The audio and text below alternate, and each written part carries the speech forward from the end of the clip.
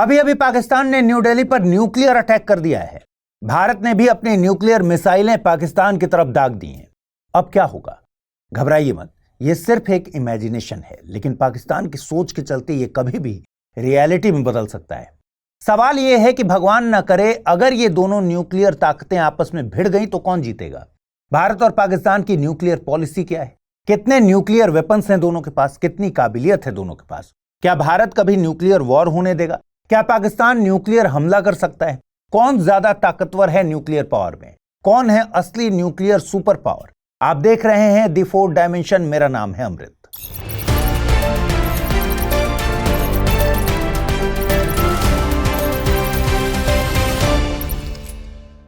अगर आप आईएएस की तैयारी करते हैं तो आपके पास है एक सुनहरा मौका। आईएएस की संपूर्ण तैयारी को ध्यान में रखकर स्टडी IQ लेकर आया है नया फाउंडेशन कोर्स, जिसमें आपको कराई जाएगी प्रीलिम्स से लेकर इंटरव्यू तक की पूरी तैयारी।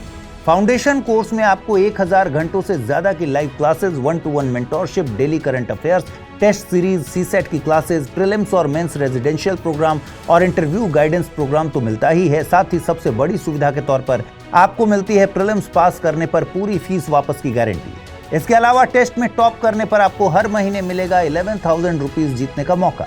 तो तुरंत कीजिए अमृत लाइव कोड का यूज और जुड़िए सबसे कम प्राइस में हमारे बैच के गोल्ड, प्लैटिनम और डायमंड प्लान के साथ। अगर फिर भी कुछ कंफ्यूजन हो तो डिस्क्रिप्शन में दिए गए लिंक पर क्लिक कर दीजिए या फिर amrit@studiiq.com पर मुझे मेल कर दीजिए। दोस्तों, भारत की न्यूक्लियर हथियार की कहानी शुरू होती है 60 के दशक से। इस दशक में भारत को अपने दोनों पड़ोसियों से लड़ना पड़ा था। 1962 में चीन से युद्ध हुआ था, आपको पता है। इतना ही नहीं, 1964 में चीन ने परमाणु परीक्षण भी कर लिया। फिर 1965 में कभी ना सुधरने वाले श्वान प्रवृत्ति के पाकिस्तान ने भी हिमाकत कर दी। तभी भारत ने भी सोचा कि भाई अब तो परमाणु हथियार बनाना ही होगा, तभी जाकर पावर बैलेंस होगा। जब इंदिरा गांधी प्रधानमंत्री बनी तो उन्होंने परमाणु बम पर काम को सीरियसली शुरू करवाया। डॉक्टर राजा रमन्ना की लीडरशिप में सीक्रेटली 75 वैज्ञानिकों की टीम ने बम का डिजाइन तैयार किया। दोस्तों, फिर आया 1971 का साल। बैल बुद्धि पिलपिले पाकिस्तान ने फिर से जहालत दिखाई। हालांकि इंदिरा गांधी जी ने पाकिस्तान के 2 टुकड़े करके पाकिस्तान की अकल ठिकाने लगा दी, लेकिन एक इंपॉर्टेंट घटना और हुई। 1971 के भारत पाक युद्ध के समय अमेरिका ने भारत को डराने के लिए अपना वॉरशिप भेज दिया था। हालांकि सोवियत यूनियन ने भारत का साथ दिया, लेकिन भारत समझ गया था कि अब खुद के एटॉमिक वेपन के पैरों पर खड़े होने का वक्त आ गया है और अब परमाणु हथियार की जरूरत पहले से और ज्यादा है। इन सर्कमस्टांसेस में भारत ने पहले परमाणु परीक्षण करने की ठानी और 18 मई 1974 को राजस्थान के पोखरण में भारत ने अपना पहला परमाणु परीक्षण कर दिया। इसका नाम रखा गया स्माइलिंग बुद्धा। हालांकि भारत का स्टैंड बहुत क्लियर था कि यह परीक्षण शांतिपूर्ण उद्देश्य के लिए किया गया है, लेकिन असल में यह भारत की परमाणु क्षमता का दुनिया के सामने ताकतवर प्रदर्शन था। 1974 में इंदिरा गांधी ने स्माइलिंग बुद्धा के नाम पर दुनिया को बता दिया कि भारत अब सिर्फ उपदेश नहीं देगा, जरूरत पड़ी तो जवाब भी देगा। हालांकि स्माइलिंग बुद्धा का अमेरिका समेत कई देशों ने विरोध किया, लेकिन 1995 में प्रधानमंत्री नरसिम्हा राव ने तय कर लिया था कि दोबारा न्यूक्लियर टेस्ट होगा। DRDO तैयार था, वैज्ञानिक उतावले थे, ट्रिगर दबाने की बस इजाजत चाहिए थी। लेकिन आसमान से एक विदेशी आंख झांक रही थी और ये थी अमेरिकी सैटेलाइट। भारत का राज खुल गया था और अमेरिका ने आंखें तरेर दी थी। राव साहब पीछे हट गए, शायद वो सही वक्त का इंतजार कर रहे थे। लेकिन 1996 में सत्ता बदल गई। अब प्राइम मिनिस्टर बने देवगौड़ा साहब। वैज्ञानिकों ने फिर दरवाजा खटखटाया, कहा साहब अब तो देश तैयार है, अब तो परमिशन दे दो। पर देवगौड़ा ने परमाणु परीक्षण के लिए बोला नो। वजह, अमेरिका का डर नहीं था उन्हें। वो मानते थे कि इस समय भारत को बम नहीं बाजार चाहिए। लेकिन फिर सत्ता बदली और फिर आया साल 1998। अटल बिहारी वाजपेयी प्रधानमंत्री बने और उन्होंने जो होगा वो देखा जाएगा वाले भाव में किसी भी दबाव के आगे झुके बिना बटन दबा दिया। ये न्यूक्लियर टेस्टिंग राजस्थान के थार रेगिस्तान में सिचुएटेड पोखरण टेस्टिंग रेंज की सुनहरी रेत के नीचे की गई थी। इस न्यूक्लियर टेस्ट को 2 ग्रुप में बांटा गया। ग्रुप 1 में शक्ति 1, शक्ति 2 और शक्ति 3 का परीक्षण किया गया। पहला परीक्षण 11 मई को किया गया था। वहीं ग्रुप 2 में शक्ति 4 और शक्ति 5 का टेस्ट किया गया।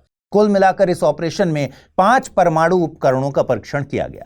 इस टेस्टिंग के बाद अब भारत परमाणु क्लब में शामिल होने वाला 6ठा देश बन गया। भारत ने दुनिया को साफ साफ बता दिया कि यह भारत की सुरक्षा और आत्मसम्मान का सवाल है। भारत का यह परीक्षण न किसी के खिलाफ है, न किसी को डराने के लिए है। लेकिन मटर बराबर दिमाग से परिपूर्ण जहालत से भरा पाकिस्तान कहां चुप बैठने वाला था। पाकिस्तान ने कुछ ही दिनों बाद यानी 28 मई 1998 को चगाई 1 और 30 मई 1998 को चगाई 2 कोडनेम के तहत 6 परमाणु परीक्षण कर डाले, यानी भारत से एक ज्यादा।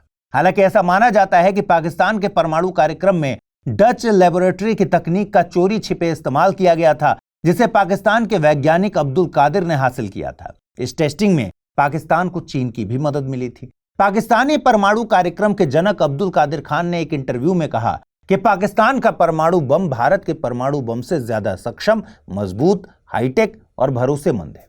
पाकिस्तान के इस बम को इस्लामिक बम का नाम दिया जाने लगा क्योंकि उस समय किसी भी मुस्लिम देश के पास परमाणु बम नहीं था। अब दुनिया भर में इस बात का डर बैठ गया कि कश्मीर विवाद अब दुनिया के पहले परमाणु युद्ध का आगाज कर सकता है। दोस्तों, ये डर आज भी है। आइए अब समझते हैं कि प्रेजेंट डे सिचुएशन क्या है। अगर दोनों देश बाई चांस न्यूक्लियर वॉर कर देते हैं तो क्या सिनेरियो होगा, कौन कितने पानी में है, कौन है जिम्मेदार और कौन लापरवाह। देखिए, सिप्री की 2024 की रिपोर्ट के अनुसार 2024 में भारत के पास 172 और पाकिस्तान के पास 170 न्यूक्लियर वॉरहेड्स हैं। हालांकि पहले पाकिस्तान के पास ज्यादा थे, लेकिन भारत ने पाकिस्तान को पीछे छोड़ते हुए अपनी परमाणु क्षमता में बढ़ोतरी की है। रिपोर्ट बताती है कि भारत और पाकिस्तान दोनों अपने परमाणु हथियारों को आधुनिक बना रहे हैं। पाकिस्तान का फोकस भारत के खिलाफ संतुलन बनाए रखने पर है और भारत लंबी दूरी की मिसाइलों पर फोकस कर रहा है जो चीन तक पहुंच सकती हैं। देखिए, न्यूक्लियर वॉरहेड्स की संख्या में भारत आगे तो है, लेकिन फिर भी बहुत अंतर नहीं है। लेकिन असली ताकत होती है डिलीवरी सिस्टम, यानी उसे फेंकने की तकनीक।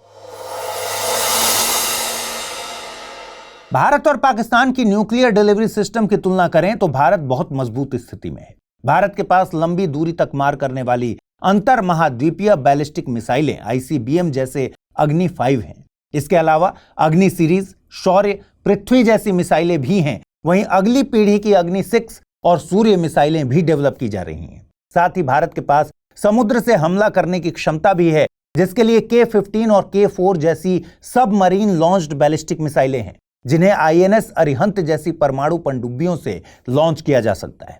वायुसेना के पास मिराज 2000, राफेल और Su-30 MKI जैसे फाइटर जेट्स हैं जो न्यूक्लियर हथियार ले जाने में सक्षम हैं। इस तरह से भारत के पास न्यूक्लियर ट्राइड कैपेबिलिटी है, लेकिन भारत ने जमीन और समुद्र और हवा तीनों माध्यमों से परमाणु हमले की क्षमता को पूरी तरह से ऑपरेशनल कर लिया है। दूसरी तरफ पाकिस्तान की डिलीवरी प्रणाली उतनी उन्नत नहीं है। उसके पास शाहीन 1, शाहीन 2 और शाहीन 3 जैसी मीडियम रेंज बैलिस्टिक मिसाइलें हैं, जिनकी अधिकतम रेंज लगभग 2750 किलोमीटर तक है। इसके अलावा पाकिस्तान के पास बाबर नाम की क्रूज मिसाइल भी है जो सीमित दूरी तक ही हमला कर सकती है। हालांकि पाकिस्तान का submarine based nuclear delivery system अभी डेवलपमेंट फेज में है और वो अभी ट्राइड कैपेबिलिटीज से काफी दूर है। कुल मिलाकर भारत की न्यूक्लियर डिलीवरी सिस्टम तकनीकी रूप से अधिक सक्षम है और रणनीतिक रूप से ज्यादा मजबूत, जबकि पाकिस्तान अभी इस मामले में बहुत पीछे है। भारत और पाकिस्तान के बीच मिसाइल डिफेंस यानी इनकमिंग मिसाइल हमले को रोकने की क्षमता में भी जमीन आसमान का फर्क है। भारत का advanced ballistic missile defence system 2 layer में काम करता है। पहली लेयर ऊंचाई पर यानी एक्सो एटमॉस्फेरिक लेवल पर दुश्मन की मिसाइल को मार गिराती है, और अगर वो चूक जाए तो दूसरी लेयर जमीन के पास यानी एंडो एटमॉस्फेरिक लेवल पर मिसाइल को रोक लेती है। इसके अलावा S-400 ट्रायम्फ भी है। यह सिस्टम दुश्मन के लड़ाकू विमानों, क्रूज और बैलिस्टिक मिसाइलों को 400 किलोमीटर दूर से ही गिरा सकता है। इसके अलावा भारत अब अपने स्वदेशी QR-SAM और XR-SAM पर भी तेजी से काम कर रहा है। भारत के भरोसेमंद डिफेंस सिस्टम का ही कमाल था कि पाकिस्तान की सभी एयर स्ट्राइक को भारत रोकने में कामयाब रहा। वहीं पाकिस्तान की बात करें तो वहां फिलहाल कोई भरोसेमंद मिसाइल डिफेंस सिस्टम नहीं है। पाकिस्तान की सैन्य रणनीति अभी तक ज्यादातर फर्स्ट स्ट्राइक पर आधारित रही है, इसलिए पाकिस्तान ने अपनी सुरक्षा पर निवेश कम किया है। और यही वजह है कि पाकिस्तान अभी तक कोई मल्टी लेयर्ड मिसाइल शील्ड स्थापित नहीं कर पाया और उसकी पनडुब्बियों और एयर डिफेंस प्रणाली पर भी भारी सवाल है। डिफेंस कैपेबिलिटी में अंतर हमने अभी ऑपरेशन सिंदूर के वक्त देख लिया। पाकिस्तान ने चीन से हासिल HQ-9 एयर डिफेंस सिस्टम पर भरोसा किया। हालांकि ये प्रणाली भारत के ब्रह्मोस जैसी सुपरसोनिक मिसाइलों को रोकने में फेल हो गई और इसी कमजोरी के चलते भारतीय सेना 21वीं सदी में पहली बार पाकिस्तान के भीतर 500 किलोमीटर तक घुसकर एयर स्ट्राइक कर वापस लौट आई। देखिए, नियत साफ होना बहुत जरूरी है। भारत ने 1998 में जब परमाणु बम का टेस्ट किया था, तभी से उसने साफ कर दिया था कि वो कभी भी किसी देश पर पहले परमाणु हमला नहीं करेगा।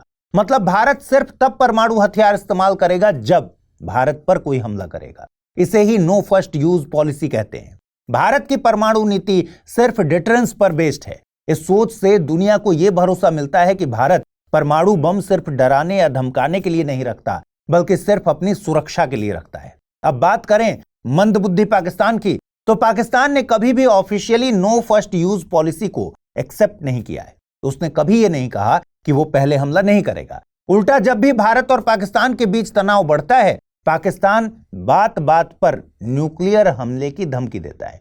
इससे उसकी छवि एक गैर जिम्मेदाराना देश की बनती है, जो बात बात पर परमाणु बटन दबाने की धमकी देने लगता है।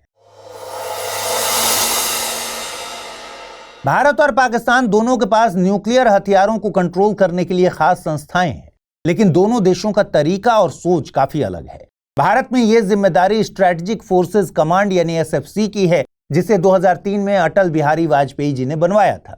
यह संस्था भारत की सरकार और सेना दोनों के बीच तालमेल से काम करती है। भारत में न्यूक्लियर हथियारों पर आखिरी फैसला प्रधानमंत्री और उनकी टीम लेते हैं। इसके लिए एक खास सिस्टम है जिसे न्यूक्लियर कमांड अथॉरिटी यानी एनसीए कहते हैं। इसमें दो हिस्से होते हैं। पहला है पॉलिटिकल काउंसिल, जिसकी अगुवाई खुद प्रधानमंत्री करते हैं, और दूसरा है एग्जीक्यूटिव काउंसिल, जिसे राष्ट्रीय सुरक्षा सलाहकार एनएसए संभालते हैं। इस सिस्टम में सब कुछ नियम से और जिम्मेदारी के साथ होता है। अब बात करते हैं पाकिस्तान की। वहां न्यूक्लियर हथियारों को संभालने वाली संस्था है नेशनल कमांड अथॉरिटी।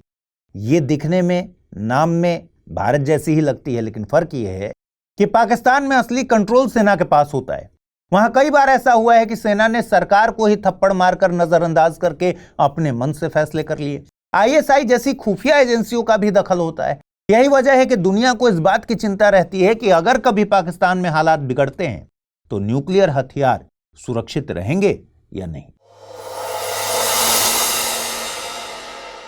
जब बात इंटरनेशनल स्टैंडिंग और ग्लोबल रिस्पॉन्सिबिलिटी की आती है, तो भारत और पाकिस्तान के परमाणु कार्यक्रमों के बीच का फर्क और भी साफ हो जाता है। भारत उन देशों में शामिल है जो अपने हथियारों और टेक्नोलॉजी को लेकर जिम्मेदार रवैया अपनाता है। Bharat missile technology control regime यानी एमटीसीआर, वासेनार अरेंजमेंट और ऑस्ट्रेलिया ग्रुप जैसे अंतर्राष्ट्रीय समूहों का हिस्सा है।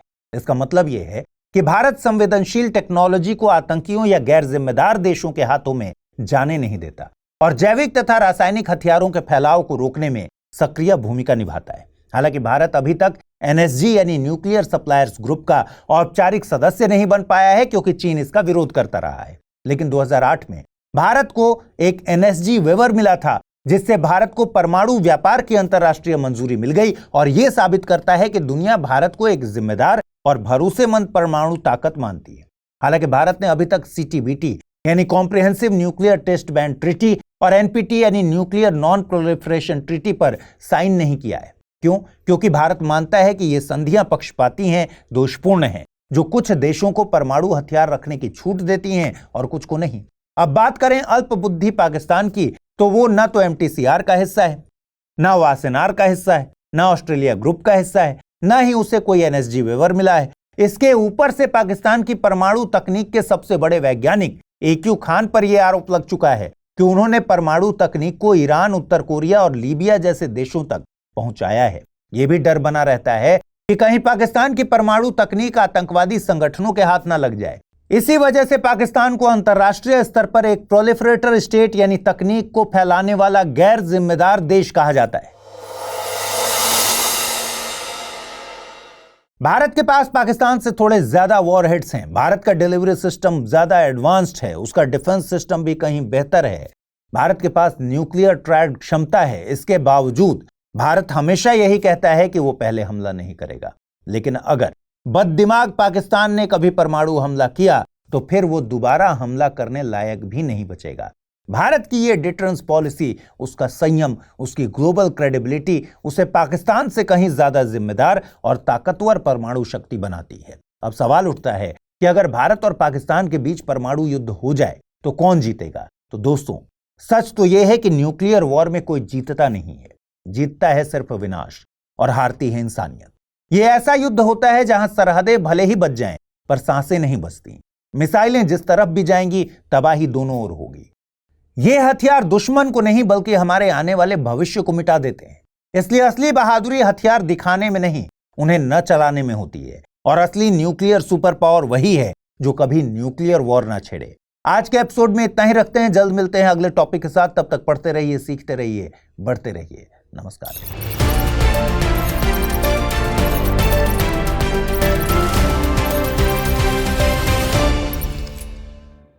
हिंदी में यूपीएससी की तैयारी से संबंधित प्रोग्राम्स को देखने के लिए सब्सक्राइब करें स्टडी IQ IAS हिंदी।